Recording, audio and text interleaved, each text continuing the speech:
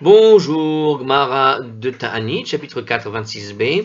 Donc, on était en train d'expliquer les règles ici qui concernaient le Kohen sur la base de notre Mishnah qui affirmait qu'il y avait 4 moments que le Kohanim devait lever les mains, c'est-à-dire faire la bénédiction des Kohanim et en 3 occasions en particulier, qui étaient donc les jeûnes, les Mahamad et le jour de Kippour.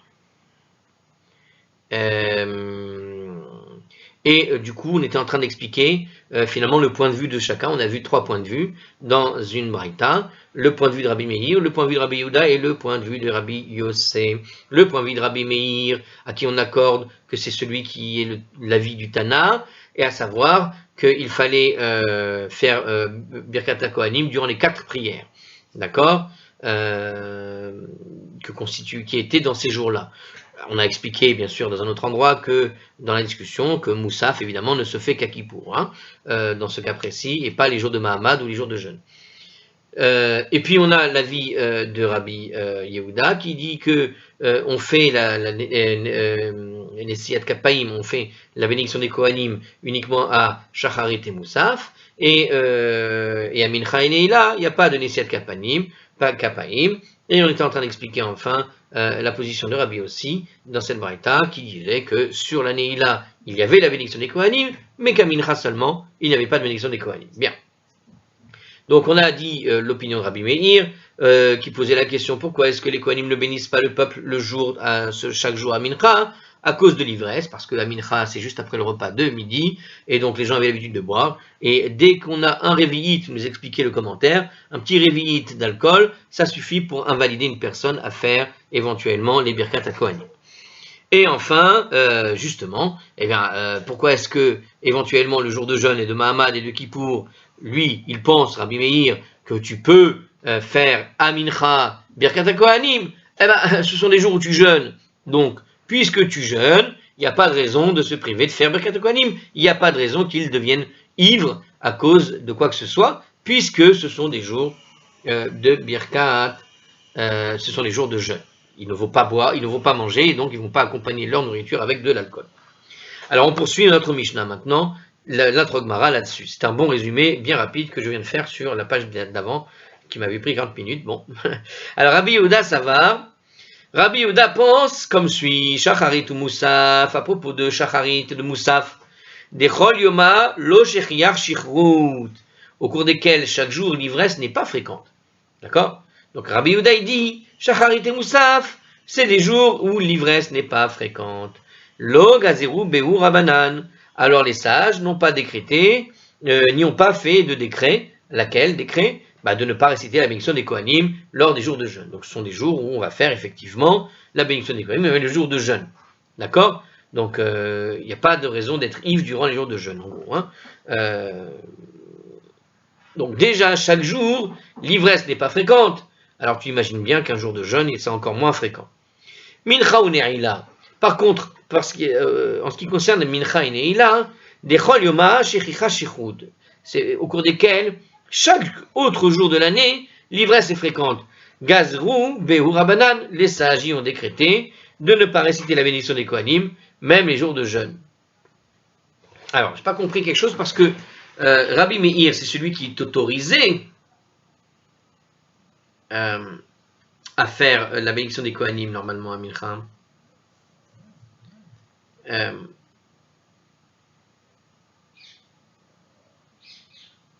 Alors, d'accord. Alors, pour les jours de jeûne, tu pouvais faire pour Rabbi Meir, pour les jours de jeûne, comme tu jeûnes, tu ne risques pas d'être saoul, puisque tu ne risques pas d'être saoul, tu peux faire effectivement la prière, puisque tu ne risques pas d'être ivre, tu peux donc faire Nessiyat Kapaim. Là, ici, Rabbi Yehuda nous a dit que, de manière générale, Shacharit et Moussaf, il n'y a aucun risque, évidemment, d'être ivre, mais les sages, donc, n'ont pas décrété d'interdiction de faire Nessiyat Kapaim, la bénédiction des Kohanim, pour Shacharit et Moussaf, évidemment, durant ces jours-là. Par contre, Mincha et Neila, ce sont des jours où, de façon générale, au cours de l'année, tu prends le risque d'être ivre, et c'est une chose fréquente d'arriver à un certain état d'ivresse quand arrive l'après-midi. Comme c'est dans l'année une règle générale, c'est ça l'idée, voilà, de Rabbi Yehuda. Rabbi Yehuda, il dit, puisque de façon générale, au cours de l'année, tu risques d'être ivre, alors tu décrètes ce que tu as fait dans l'année, tu le poursuis aussi le jour des jeûnes et de Kippour.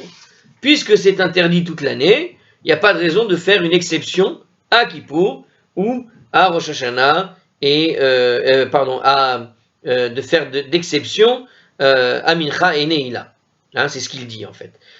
Au cours desquels chaque jour, donc pour Mincha et Neila, nous dit ici l'Agmara, je répète dans les mots d'Agmara. Par contre, en ce qui concerne les prières de Mincha et Neila, au cours desquels chaque autre jour de l'année l'ivresse est fréquente, Gazero Beur Rabanan, alors les sages ont décrété de ne pas réciter la bénédiction des Kohanim, même les jours de jeûne. C'est-à-dire c'est une règle générale qui s'applique et qui se poursuit durant les jeûnes. Donc même si un jour de jeûne, il ne peut y avoir d'ivresse à l'heure de Mincha, nous dit le commentateur, ou à l'heure de l'année là, les sages l'ont interdit de réciter la bénédiction des Kohanim lors de ces prières, conformément à la loi en vigueur à ces moments de la journée, les autres jours de l'année, nous dit Rashi. Voilà, c'était simple, pas si simple, mais avec un peu de temps, on finit par le comprendre. Donc tout simplement, on applique une règle générale, puisque toute l'année c'est comme ça, on applique la règle générale qu'on a donnée l'année sur le jour spéciaux. On peut lui objecter, c'est ce que va faire la suite, on peut lui objecter que l'année Ila n'est pas lue de toute l'année. Ce sont des jours spéciaux uniquement qu'on va lire l'année Ila. Alors tu comprends pourquoi Rabbi Yossé dira probablement qu'à l'année Ila, non, il n'y a pas de raison d'interdire de faire, de supposer qu'il soit ivre à l'année Ila, puisqu'il n'y a jamais de lecture de Neila un jour où il aurait pu être ivre. Donc il ne rentre pas dans la règle générale qu'a donnée Rabbi Yehuda. Alors on va voir si c'est ça, mais normalement ça devrait être ça, parce que sinon je ne vois pas comment on se débrouille. Alors Rabbi Yossé ça va, Rabbi Yossé pense comme ça, Mincha de Ita Bechol Yoma, c'est seulement à propos de Mincha qui est récité chaque jour de l'année, Gazeru Barabanan, que les sages ont décrété donc de ne pas réciter la bénédiction de Kohanim, même les jours de jeûne. Ça veut dire qu'on poursuit la règle, ce n'est que pour la règle de Mincha qu'on poursuit cette règle et qu'on l'a fait déborder sur les jours de jeûne en quelque sorte. Ne'ila, dès l'état Bechol Yoma, mais en ce qui concerne, voilà, c'est ce que je disais, hein, la Ne'ila n'étant pas récitée chaque jour de l'année, et uniquement les jours de jeûne, la Gazeru Bakarabanan, alors les sages n'ont pas fait de décret pour interdire la bénédiction des Kohanim, au contraire, on devra donc la lire pour Rabbi Yossé, donc en commentaire, mais a priori vous avez compris, puisqu'on l'a trouvé en avance, yes.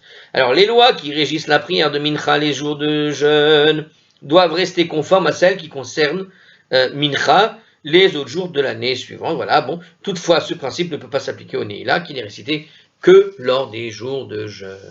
Très bien. Alors, l'Agmara cite maintenant la pratique qui est acceptée. Donc, qu'est-ce qu'on fait concrètement ? On a donné déjà quelques descriptions par rapport à ce que disait le commentaire sur les différences d'ailleurs qui existent entre Sfarad et Ashkenaz, mais là c'est la Gemara qui parle. Amar Rav Yehuda Amar Rav Yehuda dit au nom de Rav, Alacha ke Rabbi Meir. Là, Alacha est en accord avec le point de vue de Rabbi Meir, c'est-à-dire que la bénédiction des Kohanim est récitée même Mincha et Neila pendant les jours de jeûne. Ve Rabbi Yochanan Omer, et Rabbi Yochanan lui dit, Na'agu Ha'am ke Rabbi Meir. Les gens agissent selon ce que dit Rabbi Meir.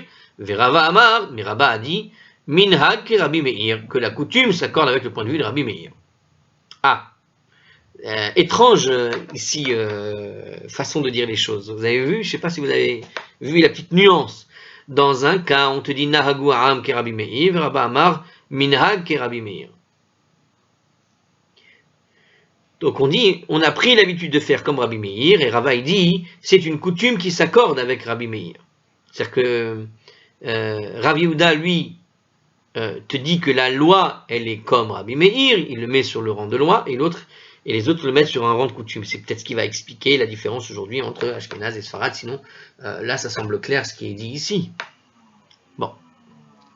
Alors, écoutez, voilà, je me suis posé cette question, je pensais qu'on allait en rester là, mais regardez, la suite de la Gemara va justement nous expliquer pourquoi il y a cette différence dans la manière de présenter les choses. on va voir une meilleure explication que ce que j'ai donné. Moi, j'étais pas très sûr, je vous avoue. Mais heureusement, l'Agmara va l'expliciter. Alors, on y va. Alors, l'Agmara explique ces différences entre les trois déclarations parce que on dirait qu'ils disent plus ou moins la même chose. Finalement, tout le monde est comme Rabbi Meir. Donc, quel est le... Alors, Nahag, quelle différence il y a entre Halacha qui est Rabbi Meir, Nahag Ha'am qui est Rabbi Meir, et Minhag qui est Rabbi Meir? Pourquoi est-ce qu'il y a une différence dans ces trois formulations? Alors, on y va. D'ailleurs, pour ceux qui étudient un peu l'Halacha en parallèle de temps en temps, vous avez exactement ces trois formulations faites de manière tout à fait intentionnelle par Rabbi Yosef dans le Yalkut Yosef. Pour ceux qui étudient Yalkut Yosef, vous avez de temps en temps, il me semble avoir vu, ces trois façons de présenter les choses. C'est sûrement fait exprès, et la raison, elle est probablement ici. Alors on y va. Selon Rav, qui a dit que la lacha, elle est en accord avec le point de vue de Rabbi Meir. Man de Amar halacha ki Rabbi Meir. Celui qui dit halacha ki Rabbi Meir. Darshinan la befikra. On enseigne cette règle en public. Donc quand on dit la halacha, la loi, elle est comme Rabbi Meir, c'est une règle qui s'enseigne de manière publique. Man de Amar minhag. Mais quand celui-là, c'est Rava, dit c'est une coutume, d'accord, qui s'accorde avec ce que disait Rabbi Meir, Midrash lo darshinan orouye morinan. En fait, on n'enseigne pas cette règle en public, mais on statue en accord avec le point de vue lorsque le cas se présente. Voilà, on dit, bon, on a le droit de faire comme ça si ça se présente. C'est-à-dire qu'il ne pense pas que la halakha est comme ça, mais s'il est dans une prière et qu'il voit la chose, il dit oui, c'est très bien, continuez. Même s'il ne fera pas comme ça, lui. Ouais. C'est-à-dire que lui, dans sa synagogue, il fera ce qu'il veut, mais il dira rien si jamais ça se passe comme ça. C'est un minhag qu'on a le droit de faire, très bien. Alors, il nous précise ici, en commentaire, pour comprendre cette nuance. Donc, dans un cas, si on te dit que c'est la halakha, vous allez avoir des livres qui vont t'expliquer qu'il faut faire comme Rabbi Meir. Mais, ce que dit Rava, ils disent non, c'est minhag qui Rabbi Meir. C'est-à-dire, si jamais tu te retrouves dans une synagogue, ils font comme ça, bah, tu dis rien, il n'y a pas besoin de parler, ils ont le droit. Alors, en commentaire, il dit quand même ça, c'est-à-dire, si quelqu'un s'enquiert de la halakha à ce sujet, on lui enjoint de suivre le point de vue de Rabbi Meir. On ne publie toutefois pas cette règle lors de discours publics, quand on dit minhag, parce que l'on n'est pas complètement certain que ce point de vue constitue effectivement l'opinion halachique correcte, nous dit Rashi. Voilà, c'est la nuance. Ouman, alors par contre, la difficulté, c'est quelle est la différence entre minhag et nahagou? Là, j'arrivais à comprendre la différence. Moi, j'ai eu du mal sur ces deux notions, parce que c'est la même racine, minhag, nahag, enfin bon, c'est la même racine. Alors, Ouman de Amar nahagou, et selon celui qui a dit Rabbi Yochanan, qu'est-ce qu'il a dit? Il a dit simplement, les gens agissent selon ce point de vue. Ils font que selon ce point de vue. Qu'est-ce que ça veut dire? Orouye lo morinan, on n'applique même pas cette règle dans des cas particuliers. Toutefois, si quelqu'un agit en accord avec cette opinion, son action est valable et on ne le fait pas renoncer. Mais ça ne me dit pas vraiment... Je ne comprends pas très bien la nuance entre minhag et nahag. Parce qu'elle ressemble beaucoup à la règle qu'on vient de donner sur minhag de Rava. Alors, dans le commentaire, il nous a dit, si quelqu'un s'enquiert de la halakha à ce sujet, on lui enjoint à suivre ce point de vue de Rabbi Meir. On ne publie toutefois pas cette règle dans le discours public, parce que l'on n'est pas complètement certain que ce point de vue, voilà, c'est ça minhag. On n'est pas certain que ce soit bien le point de vue de la halakha, en fait. Et puis nahag, voilà, qu'est-ce qu'on dit? On dit, voilà, si quelqu'un agit comme ça, son action est valable, on ne fait pas renoncer, mais on n'a pas besoin de faire la règle en question. Ça veut dire celui qui n'a pas envie de faire comme ça, il a complètement le droit. Alors, il nous précise quand même en commentaire, il nous donne l'explication en commentaire. Ça veut dire, si le Kohen s'est déjà avancé, par exemple, avec l'intention de réciter la bénédiction des Kohanim, on ne va pas l'obliger à renoncer. On ne va pas lui dire, retourne t'asseoir, on ne doit pas le faire. S'il a pris la décision de venir, on le laisse faire, tout simplement. S'il prend la décision de rester assis, on le laisse assis. Voilà. On agit assis si quelqu'un prend l'initiative, en fait. Alors, on lui permet au contraire de la réciter. Alors, c'est ce que dit ici le Rav Chaim Kanievski, qui est encore vivant. Là, c'est l'opinion des Acharonim, des tout derniers rabbanim de notre temps. Alors, contrairement à Rava, qui a dit minhag. Alors voilà, il nous donne quand même ici une petite explication de la différence. Quelle est la différence avec Rava en fait? Minhag, la coutume, ça indique une pratique valable et acceptable. Alors que Rabbi Yochanan a dit nahagu, ils agissaient au passé, ce qui indique que les gens agissaient de cette façon de leur propre chef, mais que ce n'était pas réellement une loi, ça n'avait pas force de loi. Donc minhag, c'est une pratique valable et reconnue. Bon, celui qui fait, il fait, celui qui fait pas, il fait pas, mais c'est une pratique reconnue. Et on peut éventuellement enseigner une lacha là-dessus. Alors que nahagu, ils ont choisi de faire, mais voilà, on ne se mêle pas de l'opinion de celui qui prend l'initiative, parce qu'il n'y a pas de réelle base de halakha pour affirmer que c'est valable. Bon, on a trois opinions ici. Bon, les petites nuances, il faut les retenir. Hein. Alors, la Gemara va nous citer une opinion différente. Rav Nachman Amar, et Rav Nachman lui dit halakha qui Rabbi Yossé. La halakha est en accord avec le point de vue de Rabbi Yossé. Qu'est-ce que disait la halakha de Rabbi Yossé? On fait le matin, on fait la moussaf, et on fait la neila, mais pas à mincha. À savoir, lors d'un jour de jeûne, on récite la bénédiction des kohanim à la neila, mais pas à mincha. Mais bien sûr, shacharit et moussaf, tout le monde était d'accord. En conclusion, Vehalacha, au final, devinez quoi? L'alacha est comme Rabbi Yossé, donc je me suis bien rappelé. À Mincha de Kippour, je ne me rappelais pas qu'on faisait Birkat Kohanim, mais peut-être que si des gens se sont levés pour aller la faire, peut-être on ne les arrête pas. Peut-être, puisque on ne les invite pas à renoncer non plus. Mais d'habitude, on ne fait pas. Alors, et effectivement, donc l'alacha est en accord avec le point de vue de Rabbi Yossé. Bon, alors sur la base de cette conclusion, que la halakha que c'est la halakha qui suit le statut, qui suit le point de vue de Rabbi Yossé, qu'est-ce que nous précise maintenant la Gemara?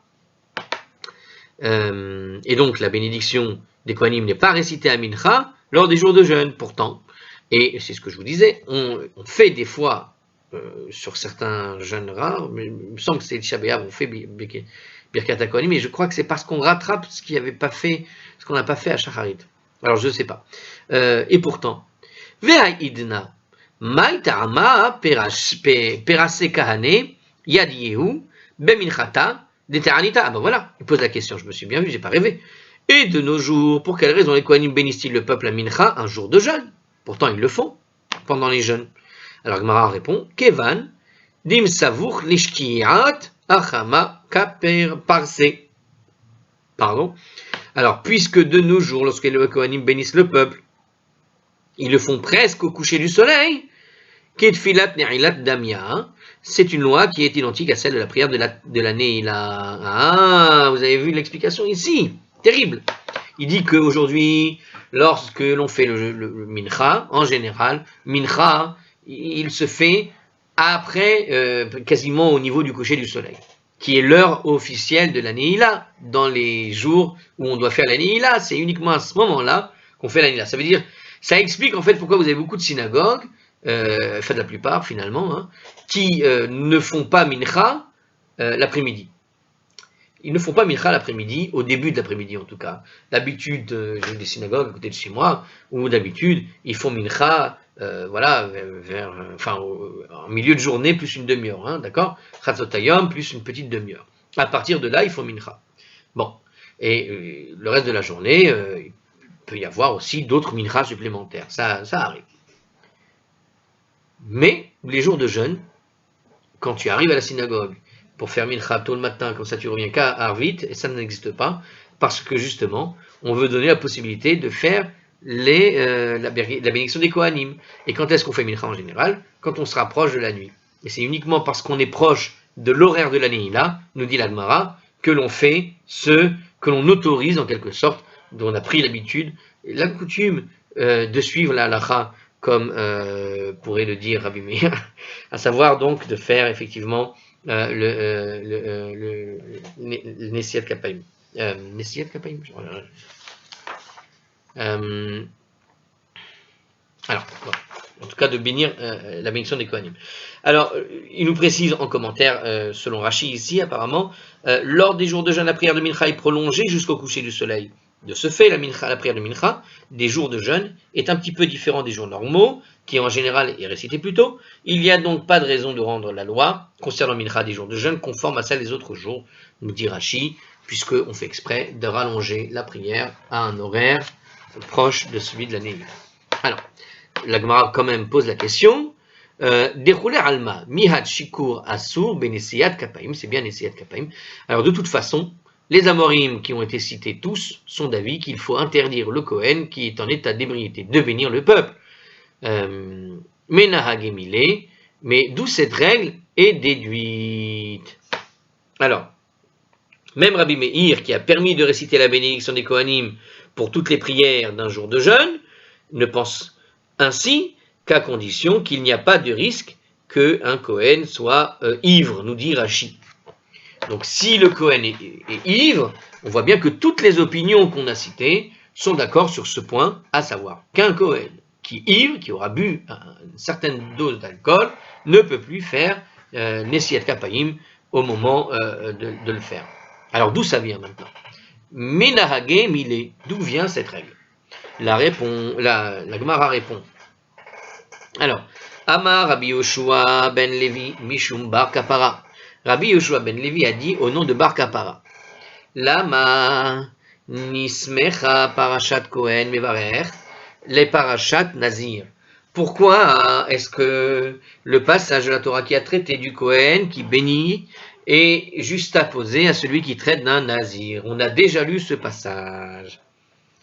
Il me semble qu'on l'a déjà vu. Alors non, ici il explique uniquement la chose, mais je sais que j'ai lu. Alors j'ai peut-être lu ça, je ne sais plus si c'était dans Rosh Hashanah ou au début de cette Gemara, mais je sais que j'ai déjà lu ce rapprochement entre la bénédiction du Kohen et le Nazir. Peut-être sur le Nazir, il y avait un sujet sur le Nazir, et donc là-bas, dans le sujet sur le Nazir, on faisait l'association, mais pour parler du Nazir et pas pour parler du Kohen. Là maintenant, on parle du Kohen en faisant l'association avec celui du Nazir, qui ne boit pas de vin évidemment. Alors moi j'aurais mis ça plutôt avec ce qui s'est passé avec les enfants de Aaron. Bon, alors, qu'est-ce que nous dit la Gemara? On y va. Rabbi Yoshua ben Levi a donc dit au nom de Bar Kapara, pourquoi est-ce que le passage qui traite du Kohen qui bénit est juxtaposé à celui qui traite d'un Nazir? Alors le Nazir, pour rappeler, c'est celui qui fait le vœu de ne consommer ni le vin, ni aucune partie de la vigne, de ne pas se couper les cheveux, ni de se laisser contaminer par l'impureté d'un cadavre. Les lois du Nazir sont exposées dans le livre des Nombres, chapitre 6, versets 1 à 21, cette section est suivie immédiatement du passage qui concernait justement la bénédiction des Kohanim au verset 22 et 27, juste après. Donc on voit que on a une loi qui te demande de te calmer sur le vin, et voilà que tout d'un coup on te parle de la bénédiction des Kohanim, et de là on va faire en fait la juxtaposition des choses. Est-ce que le Kohen n'a pas le droit de se couper les cheveux du coup? Alors, l'Omar Mar Nazir Assur Begayin. Donc, pourquoi est-ce qu'on a collé ces deux passages? Pour t'enseigner que de la même manière qu'il est interdit au Nazir de boire le vin, Av Kohen Mevarech Assur Begayin. De même, il est interdit au Kohen qui bénit de boire le vin. Mais la Gemara n'est pas d'accord. Matkifla Avouha de Rabbi Dezera. Le père de Rabbi Zera a posé la question. Ve Amre la. Oshaya Bar Zavda. Et certains disent que c'est Oshaya Bar Zavda qui a posé la même question. Ima Nazir Asur Bechartzan. S'il en est ainsi, alors de même qu'il est interdit au Nazir de manger le pépin de raisin, Af Kohen Mevarech Asur Bechartzan, alors est-il interdit au Kohen qui va bénir de manger aussi un pépin de raisin, hein? Donc voilà, puisque ce n'est pas le cas, le rapprochement semble ne pas être valable. Donc ici il fait, non pas, j'aurais pensé qu'il aurait parlé de la coupe de cheveux, mais il a parlé du pépin de raisin. Le pépin de raisin, quand on parle des lois du Nazir, même ça, il ne peut pas toucher. C'est-à-dire un gâteau au raisin, il ne peut pas le manger. C'est pas de l'alcool. Quand on parle de l'interdiction du vin, pourtant, c'est uniquement l'alcool qui semble interdit pour le Nazir. Ça n'est pas que l'alcool, c'est tout ce qui touche à la vigne. Et donc même le pépin de raisin, il ne peut pas le manger, pour dire. Donc de l'huile de raisin, c'est interdit pour lui. Eh bien ici, le Kohen devrait aussi être interdit de faire un petit sandwich avec de l'huile de raisin à l'intérieur. Par exemple, la Gemara répond, Amar Rabbi Yitzhak a dit, Amar Kera, le verset a dit, dans le Deutéronome, chapitre 10, verset 8, les charitul varech bishmo, pour le servir et bénir par son nom. Qu'est-ce qu'il veut dire? Ça veut dire que, alors le Arskol explique, l'écriture compare le service du temple avec la bénédiction des Kohanim. Donc ça va l'un avec l'autre.